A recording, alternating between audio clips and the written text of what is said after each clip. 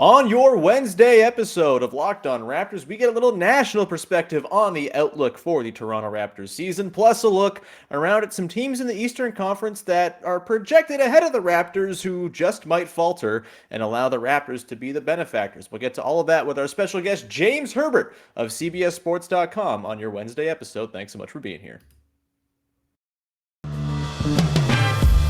You are Locked On Raptors, your daily Toronto Raptors podcast, part of the Locked On Podcast Network, your team every day.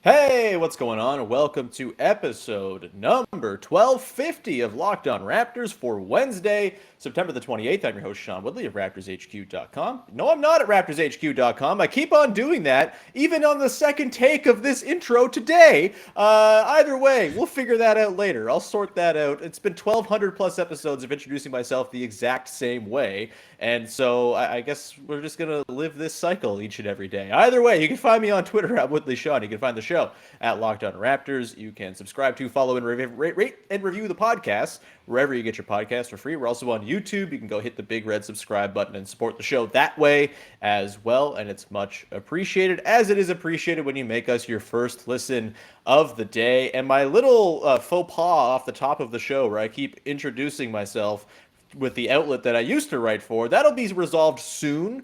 I'm working on coming up with a bit of a newsletter that people will be able to subscribe to, where I'll be able to put down my semi-retired Raptors blogsman thoughts, and so keep an eye out for that coming down the pipe at some point soon here. With that, however, let's get into today's show. We are joined by the wonderful James Herbert of CBSSports.com, regular guest of the show. Jimmy Herbs, how are you, man? I am wonderful. Thank you for that intro.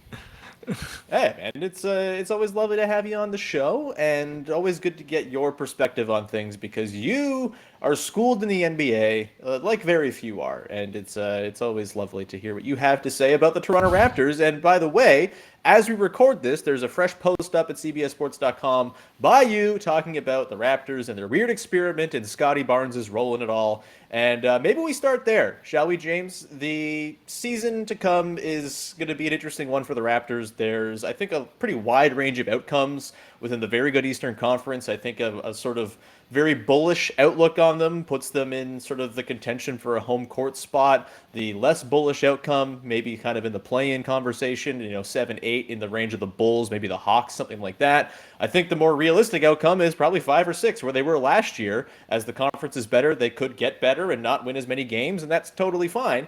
But I want to get your thoughts on Scottie Barnes in particular and his role in sort of whatever the Raptors season is going to be. I guess your bullishness on the team or lack thereof is tied to your belief in Scottie Barnes kind of taking a leap.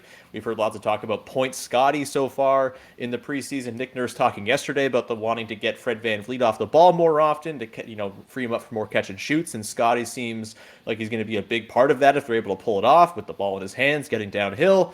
Where are you at with Scottie Barnes, your level of expectation for him, and then in turn, what that does to your level of expectation and belief in the Raptors going into this season? Yeah, I mean, I'm just really excited to see what he looks like in year 2, because he's the sort of guy that can kind of be anything. Like his game, Player of the future, as Masai Ujiri said, the forthcoming David Cronenberg sequel. Yeah, yeah, hell yeah. But he could sort of build his game out in lots of different ways. He's already such a versatile player. I think his improvement could come in a variety of areas. He could come back and just be a bigger focal point of the offense. I think that's sort of the most obvious change that could happen with their offense. Like maybe he is just fully with the second unit, like he is the guy.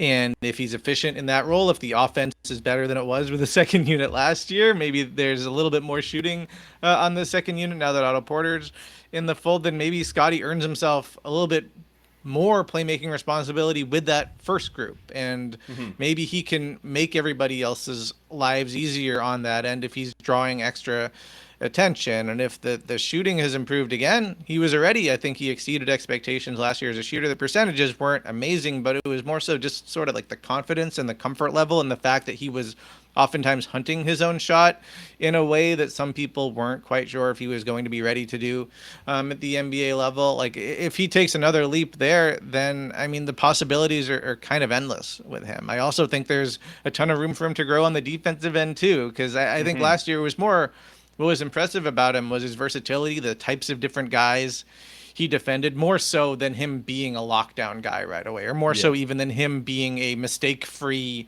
team defender even at that point. Like I think he can be a lot more solid on that end. The key for him is that he really wants to defend, and that he has the size and the quickness and the strength and all the attributes you want in terms of somebody who can be a really high level defender in the NBA. But I wouldn't say that he was a really high level defender last year. It's more just he showed the upside. So I'm curious to see what Scottie Barnes looks like this year. I'm not necessarily putting a ton of expectations on him, though. I mean, it's year 2. I think there's certainly superstar upside on him, but it would be kind of unfair to say like he needs to be a star right away. But I do think if you're talking about like, okay, like in theory, how could the Raptors make a jump? How could they be a lot better? Like Scottie Barnes, like rising up a level or two is the simplest path to them being meaningfully different than they were last year.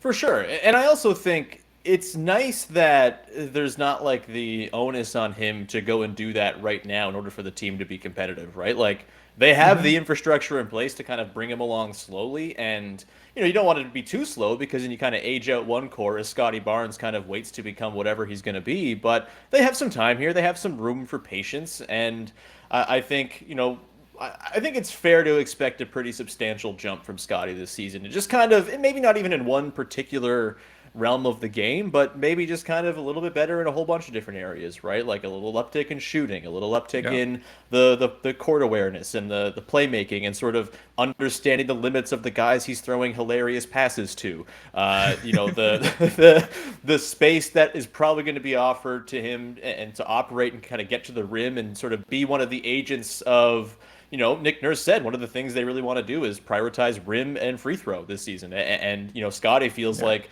maybe the best guy to try to go ahead and do that based on his numbers last year and the ability for him to just kind of get to wherever he wants to go because he's strong and bouncy and elbowy and all that. I'm really, really excited to see what Scottie's going to do. That doesn't concern me, what he's going to look like. I guess my next one here, as we kind of get ready to get set to talk about the Celtics and the Nets and some other teams that might have some foibles to sort of potentially be exposed here, I do think the Raptors are kind of unlike a lot of these teams where there aren't that many questions. Like, we know who's going to play the minutes, we know what they're going to do stylistically and game plan wise, and we know who the sort of main characters are going to be, and we know that it's probably going to be a pretty harmonious situation if we go back to previous Raptors seasons. Like, that's just kind of what they do. Whereas there's other teams that have a lot of questions and concerns and injuries and, uncertainty with who's going to be playing on given nights and who's coaching the team and things like that. So I guess, is there one of those red flags to you looking at the Raptors, like a sort of thing that could potentially be their downfall, be the thing that kind of brings them back a little bit after overachieving last season? I think like we basically know who they are. The concern would be that they don't make much of a jump offensively, which you're kind of hoping. You're looking at the team and you're saying, all right, well, their advantage is they have all this continuity and the additions that they have made. Really, Otto Porter is the most significant one. Like, it's a purely additive addition. He takes nothing away from their style. If anything, it opens stuff up. Like, if you're talking about Scottie Barnes and wanting to see Point Scottie, like, one way to make a Point Scottie lineup more effective or a look more effective is put him out there with Van Vliet, Anunoby, and Otto Porter at the same time. And suddenly he has more space than he ever had last year. And if you want him to be able to actually get to the paint and get to the free throw line, like, that's a way to do it. So he doesn't have to barrel into multiple defenders. So he doesn't have to play in a phone booth. And if the spacing is a little better this year, then you could see a jump. But I think it's still not a super deep team. It's not really shallow. It's a little deeper than last year just because of Porter. I think maybe Malachi gets in or something, but I think it's not a super deep team. If the wrong guy gets hurt, then it can look pretty different, particularly if that guy is one of the few shooters that is on the roster. I think really the worry is that the Raptors are somewhat like they're basically the same team as they were last year, and maybe if they're a little bit less healthy and then the rest of the conference is just better, then they could find themselves in a tough spot and it could look worse than it really is, because this East is looking pretty formidable. There's going to be a lot of competition for those 5, 6 spots avoiding the play in. It's not crazy to imagine the Raptors actually being sort of a qualitatively better team than they were last year, but having a slightly worse record or falling into the play-in or whatever. If they just lose a couple of like games of consequence against teams that they're trying to battle for position with, then that could kind of determine the end result at the end of the year. Like I think it'll if you're trying to go through the whole league and like pick your win totals and make sure they all add up right, like you find yourself in a spot pretty quickly where you're like, I don't know how to differentiate between these teams. It could be really close. But that would sort of be my thing, is just like the concern is not really so much about the Raptors aside from the obvious kind of concern areas that already existed, the half court offense, like sometimes the defensive rebounding, the just sort of over reliance, or just maybe not over reliance, but the reliance on winning the possession game every night as part of their identity. Like all of that stuff is kind of what it was last year unless they make meaningful improvements. But honestly, with a lot of that, I'm like, all right, like that probably matters a little more in the playoffs than it does in the regular season. I think they have a really good formula. Yeah, like, I mean, I've cited this a lot. They tend to win a lot of games. Like, they overachieve. They have 8 of the last 9 years hit their over. Like, that's just kind of what they do. And so I'll probably give them the benefit of the doubt until they give me reason not to when it comes to sort of projecting them out and sort of envisioning what their end of season win total is going to be. I'd probably come in a little higher than the over unders. I'm not sure where it's actually even set at right now, but I think they're going to be really good. And the fact that they have the continuity coming into the season maybe sets them up for a bit of a hot start, which could be very important, as wins are going to matter big time in the upper crust of the East for sure. With that, let's talk about a couple teams that might be at risk of a bit of a slower start because things are kind of haywire. We'll get to the Boston Celtics, the Brooklyn Nets. I kind of want to talk about the Miami Heat as well coming up a little later on. But before we do that, should tell you about our friends over at betonline.net, who are the #1 spot for all of your football betting information this season. You can find all the latest player developments, team matchups, news, podcasts, in-depth analysis, injury reports, and everything else you might need to become the informed football wagerer. Instead of just throwing money at teams that aren't going to win, do the research, go to BetOnline, make use of their many resources and tools to go win yourself some scratch when you put money down on Sunday. They also have everything you might need for the other sports. You got MLB playoffs coming up right now. You've got MMA, boxing, golf events, NBA and NHL futures are available as well. It's all there if you go to betonline.net. You can use your mobile device as well to scope out their site and find everything you might need to know to become the informed wagerer. As I said, it's a lot better than just throwing money down on stuff that you have no idea about. Let's just throw money away. I did this last night. I went to the Blue Jays game, and while I go to games, that's kind of the only time I do sports betting is while I'm at a game, and I was just throwing money down on horrible bets. I lost all my money in my account while I was betting on this Jays game in person last night. And so don't be like me. Go to BetOnline. Get all the information you might need. BetOnline is where the game starts. And we continue on here with your first listen of the day with James Herbert of CBSSports.com. Let's talk Boston Celtics, shall we, James? Weird lead up to the season, and that's probably putting it lightly. Ime Udoka suspended for the season. Still not really anything in the way of hard details as to what's happened there. I will trust the Boston Celtics that it was serious enough to warrant a year-long suspension and not really question anything there and not do the thing that everyone did last week, which was be super gross online. Boy. We, of course, have to address the Robert Williams injury as well. 8 to 12 weeks with knee surgery. That sucks. Gallo, of course, out for the Boston Celtics as well. They were, it seemed like, the consensus title favorite, certainly the favorite in the East a month ago. I don't know how that's changed. I haven't really looked at the way the odds have shifted or anything like that, but I certainly put them down a little bit further in my East hierarchy. I think the Bucks are the best team. I think the Bucks are going to win the East. I'm picking a Bucks Nuggets finals, baby. It's happening. But the Celtics, James, are they potentially a team the Raptors might be able to benefit from sliding down because of all the disarray? Or are they just too good with Tatum and Brown and the deep cast of guys they have, and of course Malcolm Brogdon, the addition there as well. Like, what's your read on the Celtics with all of the chaos going into the season? Could it potentially derail the season of what was once predicted to be the championship favorite?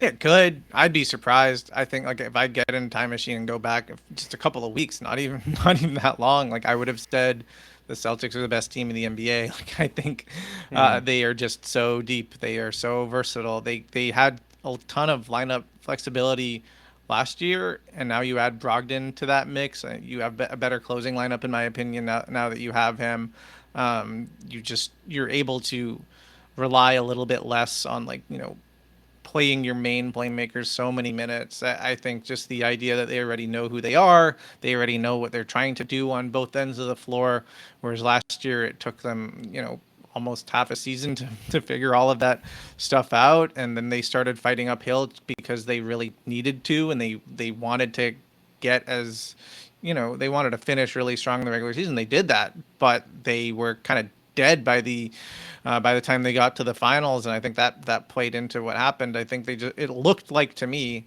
that they were in an incredible spot going into the year. They're not a flawless basketball team, but I think they looked like they'd be more injury resistant. They looked like they just had so many options, and we already have proof of concept with what we saw from them last year. So now it's basically just a matter of, all right, well, can they improve on the couple of sort of weaknesses they had, where the offense would look a little bit uglier at times against elite defenses in the playoffs.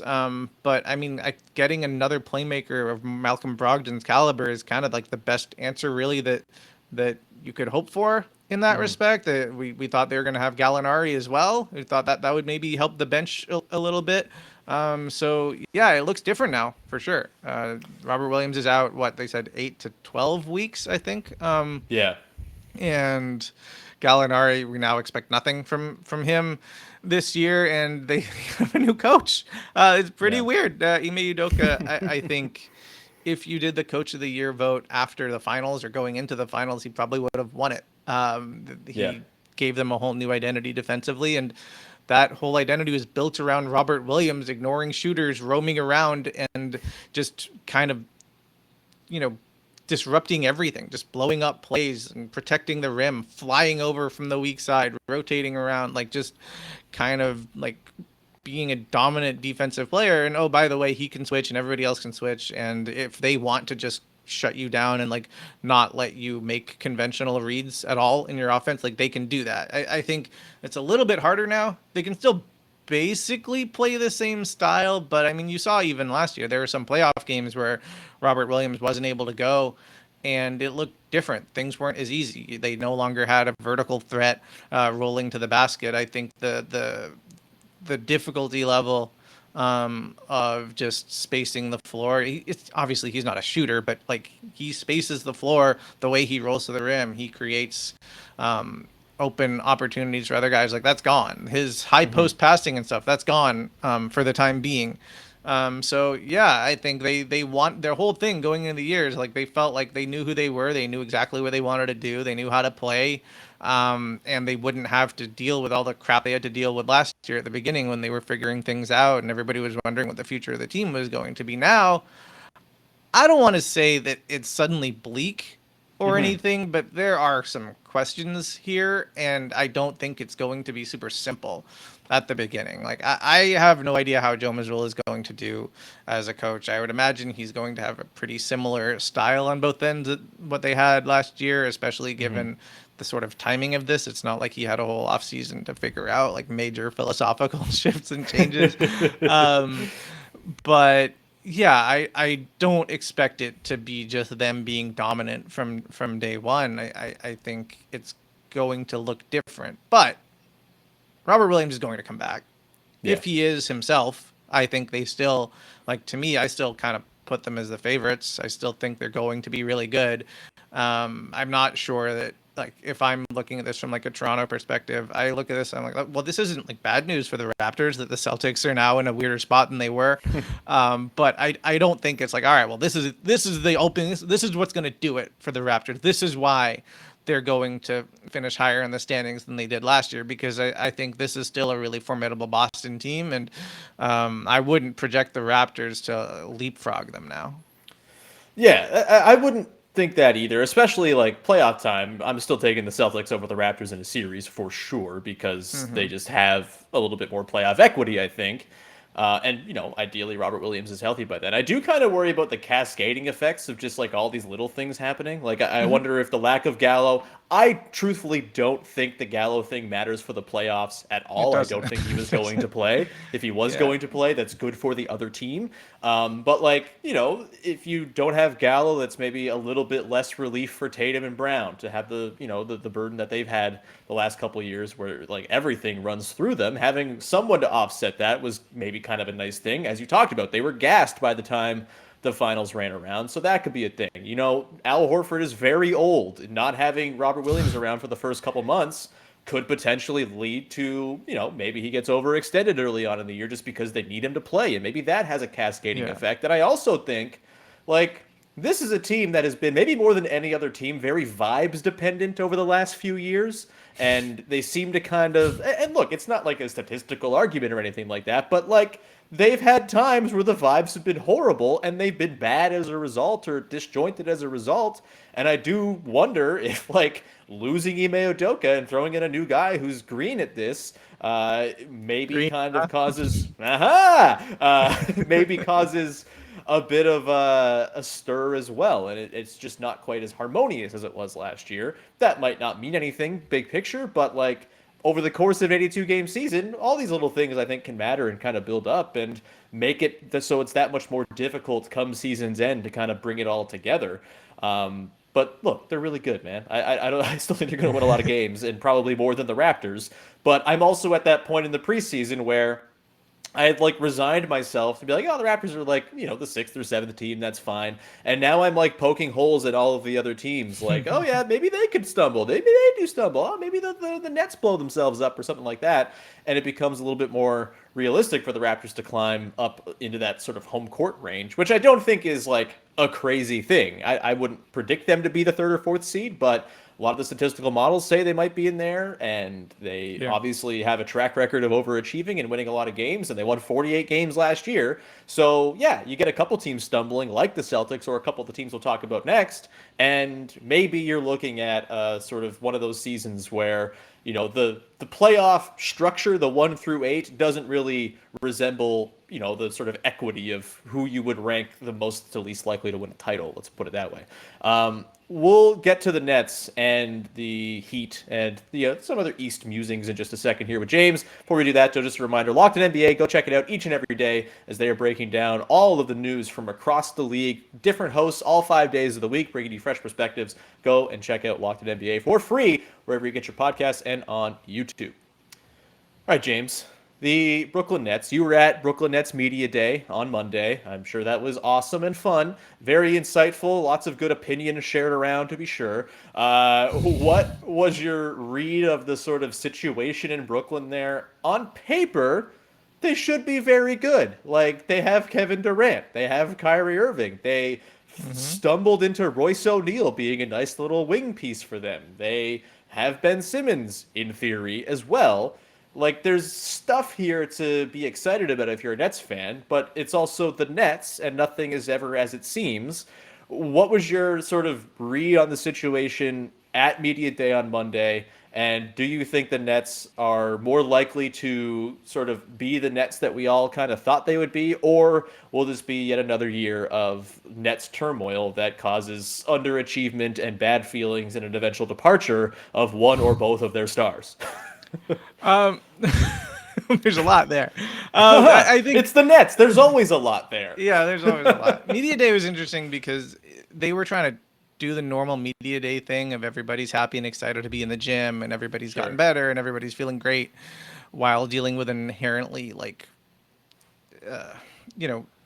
there's only so many ways you can talk around the fact that KD asked for the GM and the coach to be fired and requested a trade and then backed off of it. And it was obviously a very tumultuous offseason, and they did their best to sort of fold that into the larger narrative around the team, which is that they had a disappointing year last year. There's a lot of stuff that went on that was beyond their control, and now they're super motivated to kind of go out and be the team that they're supposed to be.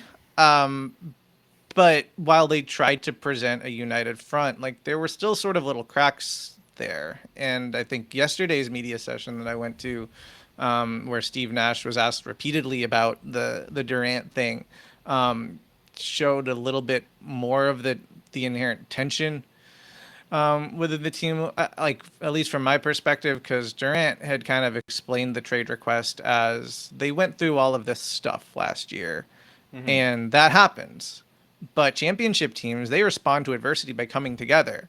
They don't say, oh, well, when KD comes back, then whatever. They use that as an opportunity for other guys to step into the roles. You win some of those games and KD comes back and he can jump on and play off of somebody else who's feeling good that he got all those shot attempts. And he was talking about how, the Mavericks played without Luka the beginning of the playoffs late in the regular season, how Steph was out for the Warriors leading up into the playoffs, and they went and won the championship. And he didn't think that the Nets last year responded to adversity well. He didn't think they earned the respect of teams around the league. He thought teams kind of looked at them and did not respect what was going on there, and he thought they'd skip steps and kind of their approach was off. That was his perspective. Steve Nash, and he also said Steve agreed with me. When we talked about it, he agreed with me about what we have to do differently next year. And when Steve talked about last season, I mean, he talked about it kind of the way that he talked about it at the time and at the end of last year, which was there was just too much stuff happening. They were throwing out these lineups where they would have sometimes 3 or 4 non-shooters on at the same time, and their opponents would have 5 shooters or 4, pretty much uniformly every night that they played. And it was just too much to overcome. There were guys who were playing stretched way out of their comfort zone, playing roles that were way bigger than they should be playing in the NBA. And they kind of knew they weren't going to win many of those games. And he thought it was kind of an achievement to have gone through that stretch and survived it and still played some pretty good basketball after that, made the playoffs through the play-in and not completely splintered. I think the degree to which they splintered is sort of debatable. KD is implying that there was a point where they kind of weren't acting like a proper team, and Steve was sort of framing it differently. And I mean, if you want my perspective, I was around that team, and they, even just watching them, some of the lineups they threw out, they had no business winning those games. I think it's pretty black and white. Steve Nash is right. KD is wrong. He should not have expected them to play well when he was out last year, because it wasn't just him out. It was Joe Harris out. It was either James Harden out or later Ben Simmons out. It was a complete mess. They had no continuity. They had no structure. Nash was trying to piece together lineups that could survive defensively, and then that was making life really difficult on the, if they had 1 or 2 stars available, they were playing in a completely different offensive environment than what they were used to. And they did kind of okay. I think they finished 20th in defense or something. They should have been way lower than that based on their talent. I think they finished with a top 10 offense, which is stupid when you look at who was actually available in those games instead of look at the overall roster that they had. I did not think that they themselves in their first round sweep against the Celtics, a championship caliber team, when you look at how close all of those games were. They did not get blown out once. They were a tiny team playing against a huge one. And I just think it is interesting that still now there is this disagreement clearly on what happened last year and why.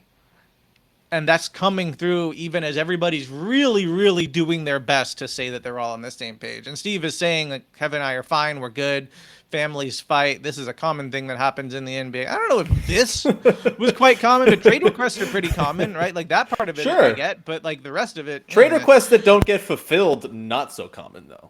Well, actually, I did a story on this in the offseason. There have been more than you would think. And even superstars, the people just kind of forget that Hakeem Olajuwon insulted the owner of the Rockets and demanded a trade one time, and then became the MVP, and they won back-to-back titles and all of this immediately after that. This stuff has happened. over the course of NBA history, but I mean the Nets one, like it's just this has been an overall really weird couple of years there. I think a lot of stuff has come out and become quite awkward, and now like it's a matter of them coming together on the court. If they come together on the court, then that will like cover up a lot of crap and drama behind the scenes. There's every championship team, including like the Raptors when they won the title. There was weird stuff behind the scenes that year that like does not matter because they won. And I do think there's a chance, like there's enough talent here. And I'm not just talking about, Ben, Kyrie, and KD, which obviously that's interesting, but the supporting pieces are improved too. Like they have actual lineups that they can put out there where they have basically like 5 two-way guys if Kyrie is trying defensively. And they have lineups that have proper spacing. They have lineups that are very switchable. I mean, effectively, if they decide not to go the Claxton Simmons front court route and they just go with Royce O'Neal and Joe Harris next to the big three, then like size-wise, that's basically what the Raptors do. Like Kyrie's the only little guy, and then it's a bunch of dudes who like none of them are centers really, but like whatever. Like they can kind of do a lot of stuff. They're going to be insane in transition.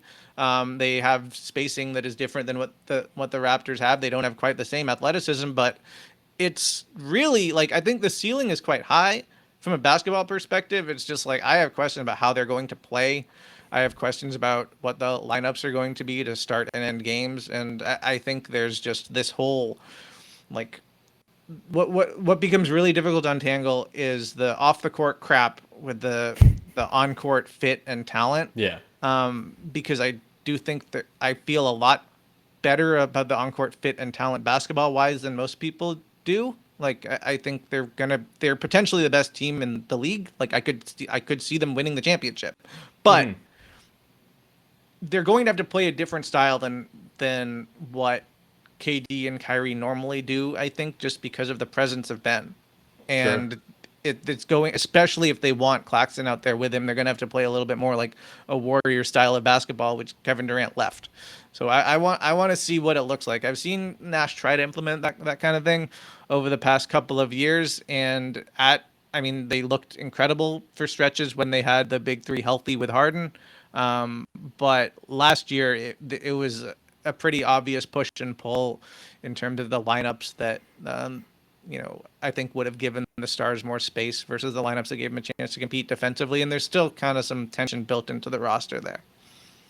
Yeah, it's, I just feel like there's too much stuff going on to like have them kind of fully realize things. Like, again, not to be like the vibes guy again, but like, I don't know. Dr. Vibes, go for it.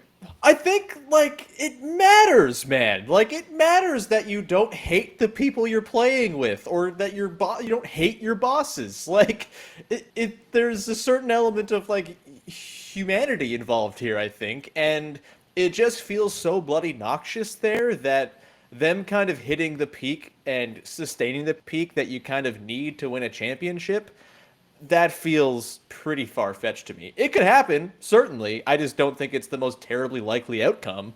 If you were sort of asked right now, put on the spot, to predict like how this Nets season transpires and like what happens at the end of it, what would be your sort of quick summation, your elevator pitch of, all right, this is what happens this season for the Nets, the most likely course of things to take place?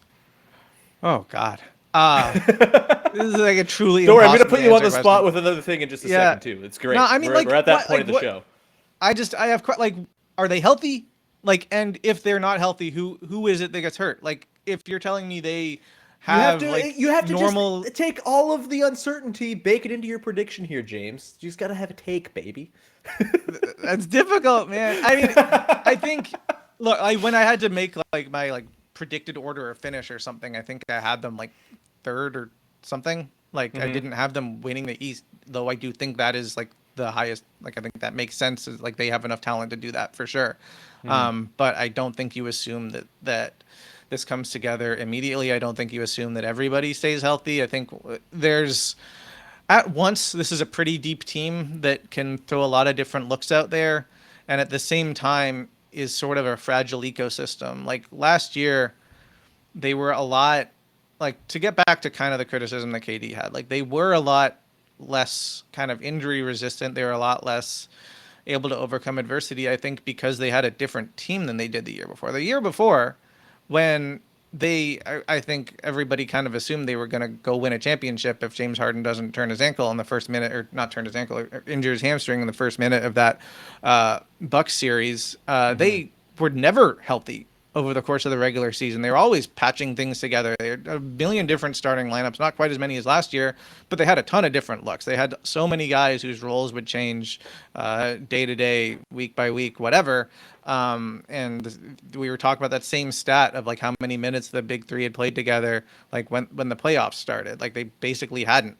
But they had enough shooting at every spot. They had guys that could guard multiple positions. They could kind of like make things work generally and figure things out. They never got to the point where they were forced to play like 3 or 4 guards at the same time. They never got to a point when they were forced to play 3 or 4 non-shooters at the same time.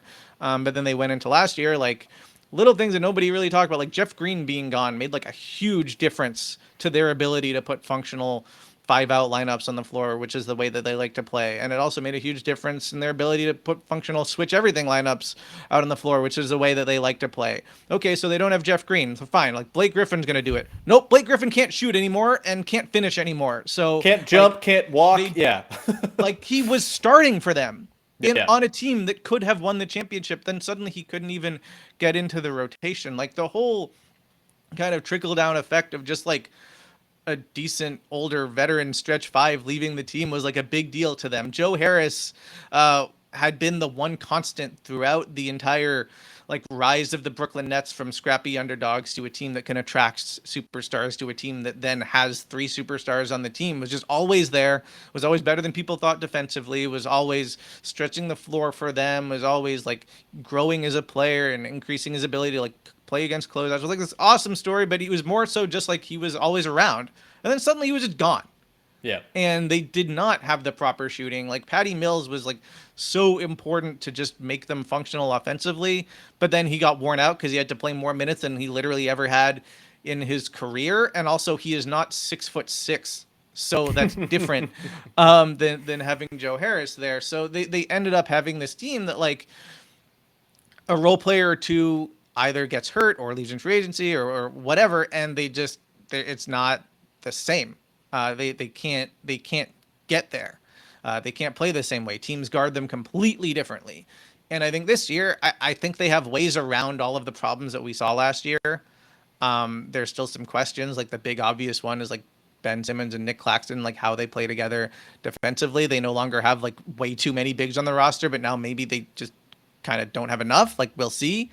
But it's once again the situation where like I feel very differently about this team if you're going to tell me they're just going to have Joe Harris and Royce O'Neal like available every night for the entire season versus like Joe Harris isn't going to quite be himself and like Royce O'Neal is going to miss like 15 games. Like that doesn't seem like a huge thing, but it is. Like in some ways it's a bigger deal than if like Kyrie gets hurt because like they're going to have playmaking and they're going to have like a decent amount of shooting. Like it's the guys that can kind of fill in and make the lineups functional. Like I just want to see how all of that fits and all of that works. Like TJ Warren's a big variable. We have no idea what he's going to look like. Seth Curry's not even healthy right now. I also wonder if maybe like either he or Patty Mills is packaged together with one of their picks and they can like kind of not go into the playoffs with both of those guys, but rather have another bigger dude that can play both ways. Like there's ways for this team to even change over the course of the year.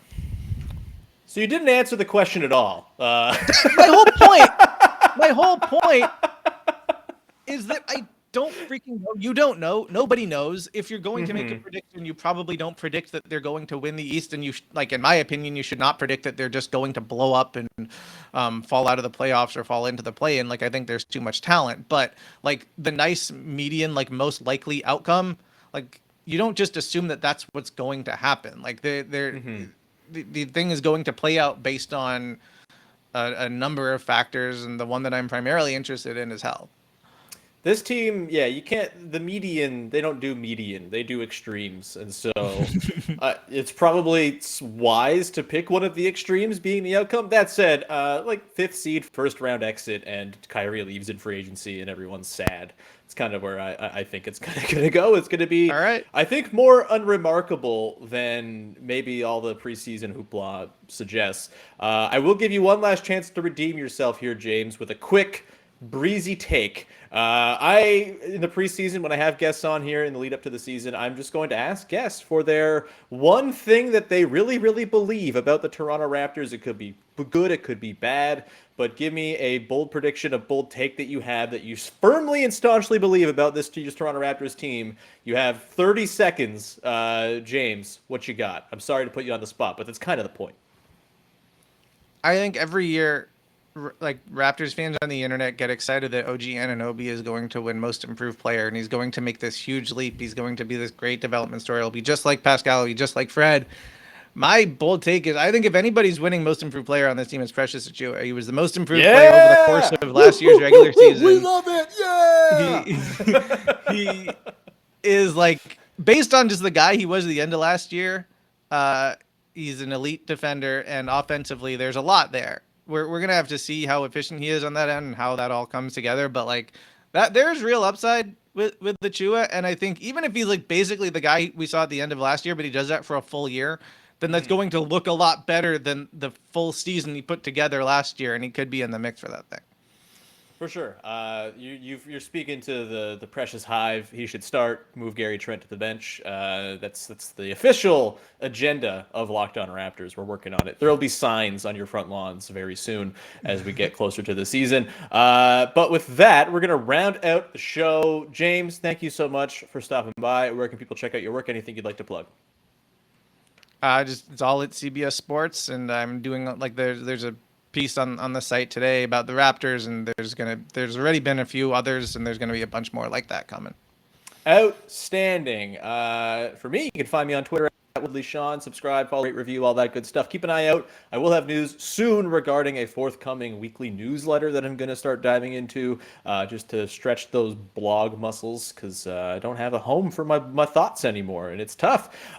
With that as well, just a reminder, we got a little contest going on this week, the Shame Sean contest, where we are making fun of how badly I sit and my horrible posture. Go back to Monday's episode, jump in the comments along with other people in there, leave the best insult regarding the way I sit and my horrible upper body and my posture and my bad muscles and shoulders and all of that, and the best insult is going to win a prize at the end of the week. We're going to go through in the final segment on Friday with Louis Zatzman and read off all of the hilarious insults that have been levied at me. Some really good ones in there, and I appreciate those who have jumped on in good-naturedly, and some of you, I think, got a little serious and caused me to have some self-reflection, but that's fine. So go on Monday, jump on in there, Monday show, jump into the comments, and see if you can win yourself a prize by the end of the week. With that, around it there. Thank you for making us your first listen of the day. Go make your second listen Locked On Blue Jays as the Jays continue to push towards clinching the top wild card spot. I got my playoff tickets today. They better freaking do it, man. I'll be very upset if they do not. But we'll round it there. We'll talk to you again on Thursday as we're going to play What's More Likely with Krina Mustafa. You have that to look forward to. Until then, bye-bye.